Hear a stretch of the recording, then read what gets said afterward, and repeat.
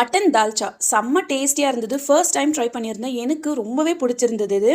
So நீங்களும் கண்டிப்பாக try பண்ணி பாருங்கள். ரொம்ப சிம்பிள், ரொம்ப ஈஸி. குக்கரில் 1 டேபிள் ஸ்பூன் எண்ணெய், பட்டை, லவங்கம், ஏலக்காய், பிரிஞ்சி இலை, இஞ்சி பூண்டை தட்டி சேர்த்துக்குங்க. இது கூடவே பொடியாக கட் பண்ண 1 வெங்காயம், 2 பச்சை மிளகாய் சேர்த்து நல்லா வதக்குங்க. வெங்காயம் ஓரளவுக்கு வதங்கின பிறகு தேவையான அளவுக்கு உப்பு, பொடியாக கட் பண்ண 1 தக்காளி சேர்த்து மிக்ஸ் பண்ணிவிடுங்க.